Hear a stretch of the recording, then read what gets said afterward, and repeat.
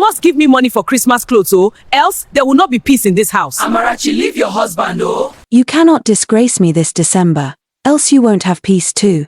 That was Amarachi's voice, Mama Adaeze, echoing through the entire compound like a rechargeable speaker on full volume. To know how we reached this level, let's dive into the story. It all started on the 10th of December, when Harmattan was already whitening people's heels and cracking lips like biscuit. The entire village of Eduka was buzzing with one thing: Christmas is coming, and with Christmas comes new wrappers, new clothes, new hair, new impression, because in that village, Christmas is not a celebration. It is a competition, and this year, the women of Umuaka took it extremely personal. In fact, rumor had it that one group chat was created by the women titled Who Go Shine Pass. No one admitted they created it, but everybody knew Amarachi was inside that group. Amarachi was a woman who hated to be outshined. Her pride was taller than palm trees, wider than village gossip, and stronger than stubbornness itself. She wanted this December to be her grand entrance, her comeback, her season to remind everyone that she was still a big woman, even though her husband's pocket was screaming for help. The main problem, her husband, Okechukwu, a struggling carpenter, was managing what he had. He wasn't poor. But the situation was tight. Jobs were slow. School fees for Adaeze were coming in January. Foodstuff prices were rising. But Amarachi, she didn't care. All she knew was, this December, I must shine. Every morning from the 1st of December, Amarachi reminded her husband, Oki, I hope you've not forgotten what I told you. Oh. My Christmas wrapper must enter this house before 20th. I don't want story. Okechukwu would sigh deeply and say, Amarachi, let money enter hand first. But Amarachi didn't like that sentence. In fact, by the 12th of December, she was already counting days like NEPA bills. Trouble truly started when Amarachi heard that her old secondary school friend, Ginika, the one who relocated to Abuja and now formed Big Woman, was coming home for Christmas. That day, Amarachi almost fainted. Ginika was the type who would enter the village with eyelashes long enough to sweep compound, nails like roofing sheets, and wrapper so expensive it could buy half of the village. Amarachi could not let Ginika look at her and say, Amarachi, is this you? What happened now? Never. She would rather wrestle a goat or chase a chicken with her bare hands than allow disgrace. So the pressure increased. By the 14th of December, the entire village had heard Amarachi's daily reminders to her husband. Market women, palm wine tappers, even primary school children already knew, Mama Adaeze must shine this Christmas. But Okechukwu was still trying to balance money. Everything reached breaking point on the 15th of December. The sun was hot, the day was dry, and neighbors were outside trying to enjoy evening fresh air. Okechukwu stepped outside to go to his workshop, wearing his simple brown shirt, when Amarachi burst out of the house like a thunderbolt. Oki, come back here. He froze, neighbors paused, Maman Keru stopped frying akara, Papa Obele stopped sharpening his cutlass, children stopped playing 10-10. Amarachi marched toward her husband with annoyance balancing on her face. You think I'm joking with you? You think I'm playing? Where is the money for my Christmas wrapper? Okechukwu wiped sweat from his forehead. Amarachi, I told you. Before he could finish, Amarachi grabbed his shirt. Not gently, not slightly. She grabbed it like someone catching a thief. Oki, I am talking and you are still saying story? Have you not heard that Mama Chidema bought 3 lace materials? Have you not heard that Mama Amora's husband bought her gold wrapper? Christmas is next week. Oh, next week. Neighbors gathered immediately. Some stood with hands akimbo, some sat on stools, some hid behind pillars pretending to sweep. Drama had started. Okechukwu tried to free himself. Amarachi, stop this embarrassment now. People are watching. Amarachi didn't care. Christmas was near. Her pride was on the line. You must buy the wrapper. I cannot be the only one in this village wearing old clothes while my friend from Abuja is shining like morning star. Never. She pulled the shirt harder. The shirt tore. People screamed. Someone shouted, Chai. It don't happen. Okechukwu's eyes widened in shock as he stared at his torn shirt. Amarachi didn't even blink. You see it? If you don't get me that wrapper today. This is small compared to what I will do. Okechukwu shook his head slowly and walked inside the house, too ashamed to reply. Neighbors began whispering. Mama Adaeze no day hear word oh, this one don pass wrapper matter. Harmat and Don enter her head. But Amarachi didn't care. All she saw was December 25th, and her image. Days passed. Pressure increased. Okichukwu still didn't have the money. Amarachi still continued her threats. Finally, Christmas came, and no rapper entered the house. Amarachi's chest nearly exploded. She looked at their mirror that morning and hissed so loudly the mirror almost cracked. She wore one of her old wrappers, tied the head tie that had faded since last year, rubbed powder on her face, and forced herself to smile. But inside, she was boiling pepper stew. Still, she refused to miss Ginika's party. She was determined to show face, even if she didn't shine. When she arrived at the Christmas party, her enemy village women were waiting. They didn't even hide it. The moment she stepped into Ginika's compound, 2 women whispered loudly, "Is that not Amarachi? Where is her new wrapper now?" Another laughed, covering her mouth. "Yes nah, that's the wrapper she wore for last year." Someone even shouted from the side, "Mama Adaeze, Merry Christmas oh. You day managed today? No shining." Amarachi's heart scattered into pieces. Ginika looked stunned when she saw her. "Amarachi, this one you came like this." That was the statement that finished her. Tears filled Amarachi's eyes instantly. She tried to hold herself, tried to pretend she didn't care, tried to wear confidence, but humiliation was too much. She insulted 2 women, quarreled with another, then left the party in tears. She arrived home shaking with anger and shame. Okichukwu was sitting by the door carving wood. He looked up and asked gently, "Amarachi, how did it go?" She didn't answer. She charged at him like a wounded lion. You made me suffer this disgrace. You refused to buy me wrapper. Everyone laughed at me. Even Ginika mocked me. You want to kill me in this village, abi?" She grabbed his shirt again, not as violently as the first time, but still firm enough to show her pain. Okichukwu gently removed her hand. "Amarachi please. Causing another scene won't fix anything." But Amarachi was already sobbing loudly. Neighbors peeked from their windows. Even children paused their Christmas games to watch. Humiliation had broken her spirit. Her pride had been crushed. Amarachi couldn't believe she had been mocked. Her entire December had collapsed. She sat on the ground outside, crying uncontrollably. And after crying for nearly 20 minutes, she lifted her head and whispered, "This new year, I will not take nonsense. They will know who Amarachi is." She didn't care about money. She didn't care about consequences. She didn't care about her husband's warnings. All she cared about was revenge, impression, pride. New Year was coming, and Amarachi planned to shine by force. Okichukwu watched her silently from the doorway, worried. Neighbors whispered again, "This woman no go here word. New Year go hot. Make Oki prepare himself."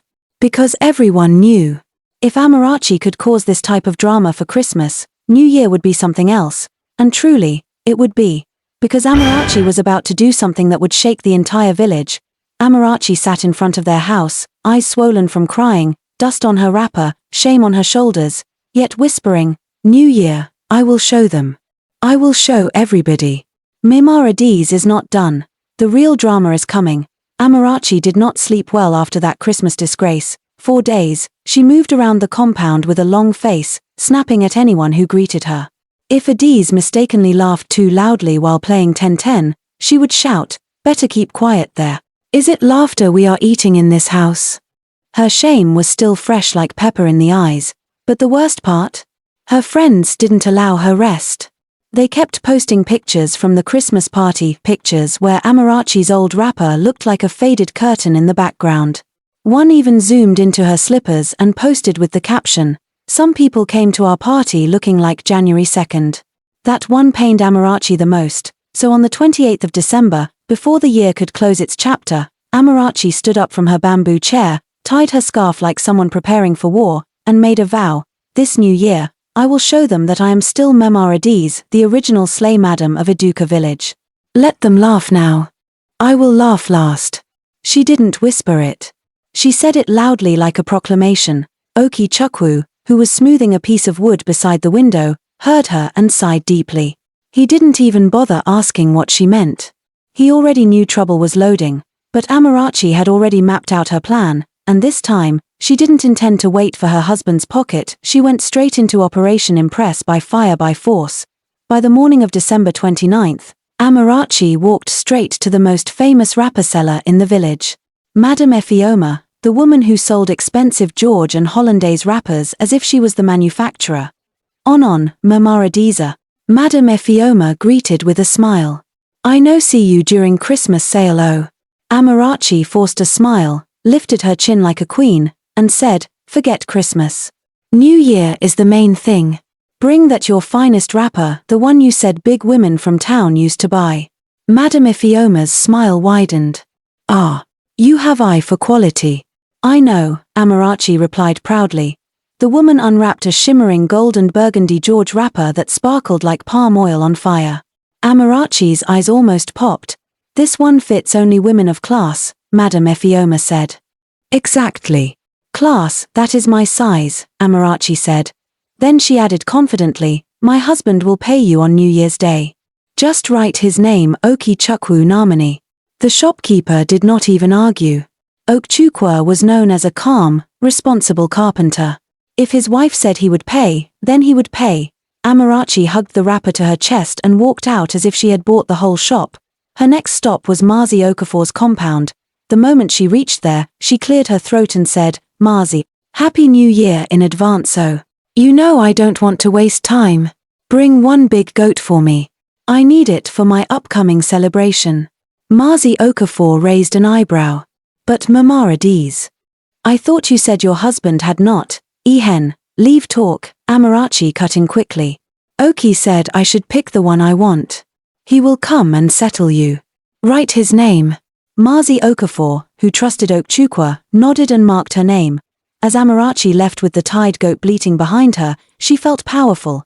Her final stop was Mama Veyro's poultry. Aron, Mama Adaeze, welcome. Mama Veyro greeted. What do you want? 2 big chickens and 1 bag of rice, Amarachi announced as if she was ordering pure water. Abeg hurry, time is going. Payment? Mama Veyro asked. Oki Chukwu will settle you. Just write his name. Mama Veyro, who had no reason to doubt, wrote it in her ledger. Amarachi carried her items home triumphantly. By evening, the entire village had heard the news. Mama Adaeze don buy big things for New Year. She say amount no be her problem. Ah. So na she get level pass? And that was exactly what Amarachi wanted, her name back on the lips of the villagers. But this time, with admiration, December 31st came with full excitement. Okchukwu was the only one in the house who felt unsettled. Every time he saw the goat, his heart skipped. Each time the chickens fluttered near the backyard, his stomach tightened. Finally, he asked quietly, Amarachi, how did you get money to buy all these things? She hissed. Leave me alone, Oki. Must you ask questions? I have told you before, don't disgrace me. New Year is my destiny. Oki Chukwu carried his head with both hands. Amarachi, I hope you have not gone to borrow. Before he could finish, she shouted, Ehen, what if I borrow? Is borrowing a sin? Did they not borrow you from your mother's womb before she pushed you out? Leave me, Abeg. The neighbors heard the shouting but pretended not to. Everybody already knew Amarachi was preparing another December showdown. New Year's Day arrived like a festival. Amarachi woke by 4:30 a.m., tied her wrapper, and began cooking like someone preparing for a political rally. The goat was slaughtered. The chickens were prepared. Rice on fire. Stew bubbling. The aroma filled the air so strongly that even the village dogs gathered around their compound. By noon, Amarachi transformed herself. She wore the new shimmering wrapper. She tied a matching head tie, she rubbed powder, applied lipstick, and dragged Adaeze to help her adjust everything. Then she stepped out with pride. Her friends and some village women arrived soon after, dancing, clapping, shouting. Mama Adaeze, woman of class. This is how to do it. Amarachi was glowing. Food was everywhere. Music was blasting. People were laughing. Her disgrace from Christmas seemed washed away. Even Oki Chukwu looked tired but relieved. At least Amarachi was happy. For a moment, everything was perfect. Until, knock. Knock. Knock. There was a knock at the gate. Amarachi, who was chewing chicken wing, frowned. Who is that? Why are they knocking like they are pursuing them? She opened the gate, and saw Mazi Okafor standing with 2 young boys. Happy New Year, he said calmly. I came for my money. Amarachi froze. Before she could answer, another voice called behind them. Mama Adaeze. It was Mama Vero, carrying her ledger. Please, we should settle the chicken and rice payment. Amarachi blinked fast. Ha! Ha! Today. Can't you people? Before she could finish, Madame Efioma, the wrapper seller, appeared from the corner. Good afternoon, my customer, she shouted. I have come to collect the balance for the George wrapper. The village women eating in Amarachi's compound looked at one another. Some whispered, she bought everything on credit. Chai. So this whole show na debt. Women of nowadays. Amarachi suddenly felt sweat under her armpit. Inside the compound, she turned quickly toward her husband, Oki Chukwu. Oki. My dear. Explain to them. Tell them you will pay now. Oki Chukwu stared at her with shock written all over his face. Amarachi. You added my name everywhere. Without telling me. Her guests were watching. The debtors were watching. Half the village was already whispering. Oki Chukwu closed his eyes painfully. I don't have this kind of money. The shock that passed through the women was like thunder. Mama Vero gasped. So you people want to use my chickens to do party without paying? Mazi Okafor held his waist. Is this how you people do here? Madame Efioma shook her head. If I had known, I would not have trusted you again. Guests began dropping their plates quietly and tiptoeing out. One woman whispered loudly on her way out, Disgrace Part 2. Amarachi felt faint. Before she could defend herself, someone shouted, Carry them to the king's palace. Let the king judge. And that was how Amarachi and Oki Chukwu were led through the village, one in front, one behind, like two offenders in a market square. Children followed them, singing, elders followed, murmuring, women followed, gossiping. Amarachi wanted the ground to open and swallow her. Inside the king's palace, the king listened to the story calmly. After both sides spoke, he cleared his throat. Oki Chukwu, you are a hardworking man. From today, you will work here at the palace as our carpenter. We will pay you weekly so you can support your home properly. Then he turned to Amarachi, and his face changed. As for you, Amarachi Namani Mama Adaeze, you will work on the palace farm as a laborer until your debt is paid. You must learn that dignity is better than fake appearance. Life is not competition. Amarachi burst into tears. Your Majesty, please. Take her, the king ordered. Amarachi dropped to her knees crying bitterly as the guards led her away, because for the first time, she finally understood, living beyond your means is the fastest road to disgrace. And she had now walked that road twice. Moral of the story, pride will always cost more than it gives. Living to impress others is the quickest road to disgrace. Borrowing to show off is borrowing shame. A peaceful home is better than a glamorous reputation. No celebration is worth destroying your family's dignity. True class is humility, not appearance. When you compete with others, you lose yourself. A wise person plans within their means. Fake lifestyle brings real consequences.